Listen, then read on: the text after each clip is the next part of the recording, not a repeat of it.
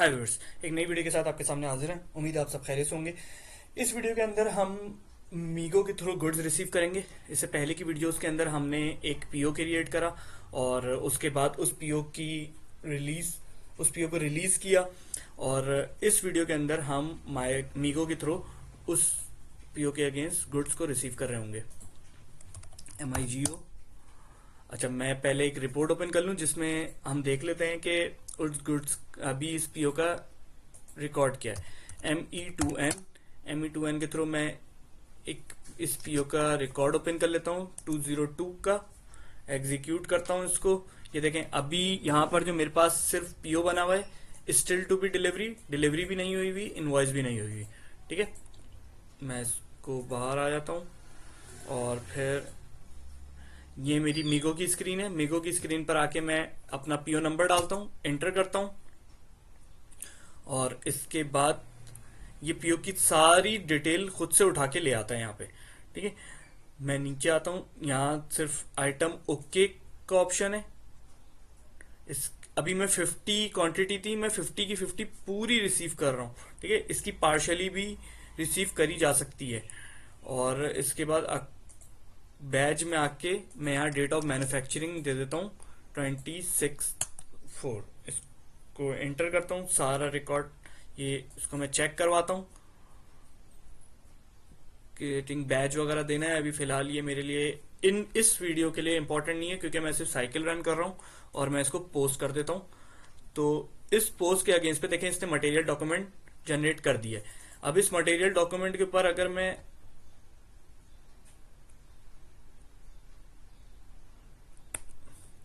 Back आता हूं, मैं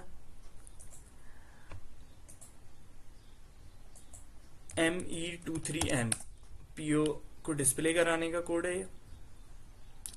इस में मैं ये 202 को देखता हूँ, 202 की परचेज ऑर्डर हिस्ट्री देखता हूँ। तो ये देखें, परचेज ऑर्डर हिस्ट्री के अंदर मेरा मटेरियल डॉक्यूमेंट आ रहा है कि 50 क्वांटिटी मैंने रिसीव कर ली है। और इस मटेरियल डॉक्यूमेंट पे मैं क्लिक करता हूं तो मुझे ये मटेरियल का डॉक्यूमेंट ओपन कर देगा। मटेरियल का डॉक्यूमेंट ओपन कर देगा, उसके बाद मैं इसकी एक कैलकुलेशन चेक करवा दूंगा आपको। ये देखें, मटेरियल का डॉक्यूमेंट इसने डिस्प्ले कर दिया है। ठीक है, अब अगर मैं इसको यहां पे क्लिक करता हूं डॉक्यूमेंट इन्फो में क्लिक करने के बाद मैं FI डॉक्यूमेंट पे क्लिक करता हूं तो ये मुझे FI का डॉक्यूमेंट, अकाउंटिंग डॉक्यूमेंट भी डिस्प्ले करवा देगा। ठीक है, ये देखें, ये अकाउंटिंग डॉक्यूमेंट मुझे डिस्प्ले हो रहा है। रॉ मटेरियल जो मेरा लोकल आया है वो आया है 54,000 से और 600 रुपए के क्लियरिंग अकाउंट में गया है, बाकी प्राइस वेरिएंस गया है। अच्छा, अब देखें, मैंने क्योंकि 50 रुपीज से 50 क्वांटिटी मंगवाई 12 रुपए के हिसाब से। ठीक है, तो ये मेरे 600 रुपए बनते हैं। ये देखें, ये ही 600 रुपए मेरे GRIR के अंदर आ रहे हैं।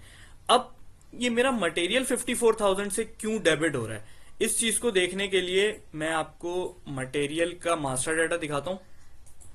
MM02 3 भी कर सकते हैं, यही मेरा मटेरियल था टेप का। इसमें मैं कॉस्टिंग का टैब देख लेता हूं और प्लांट मेरा 3100 है। तो मैं इसको ओपन करके देखें, यहां पे मेरी जो करंट प्राइस आ रही है 1080 आ रही है।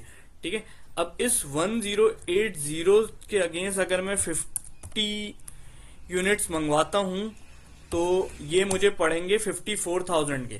ठीक है, देखें, सेम यही 54,000 मेरे पास आ रहा है और मेरा जो प्राइस वेरिएंस है वो इन दोनों का डिफरेंस है। ठीक है, 53,400 का, ये 53,400 का। क्योंकि मेरे स्टैंडर्ड प्राइस ये थी, मुझे पीओ भी इसी अमाउंट का अगर मैं बनाता तो यहाँ पे मेरा कोई प्राइस वेरिएंस नहीं आता, सेम सारी एंट्री सब सही रहती। सिर्फ इस चीज को शो करने के लिए मैंने प्राइस बहुत ही कम ली, पीओ की प्राइस बहुत ही कम ली, ताकि हमें ये चीज पता चल जाए कि स्टैंडर्ड कॉस्टिंग किस तरह से काम कर रही होती है पीओ के बाद गुड्स रिसीव करने में। ठीक है, तो ये अकाउंटिंग डॉक्यूमेंट भी मैंने शो कर दिया इस पीओ के अगेंस्ट। और अब मैं इसके बाद आपको ME2N से मैं उस पीओ की स्टेटस भी शो कर देता हूं। یہ دیکھیں still to be delivered 0 quantity delivered ہے اور اب صرف اسٹل ٹو بی انوائس ہونا باقی ہے جو کہ میں نیکسٹ ویڈیو کے اندر کر رہا ہوں گا. امید ہے آپ کو ویڈیو پسند آئی ہوگی. تھینک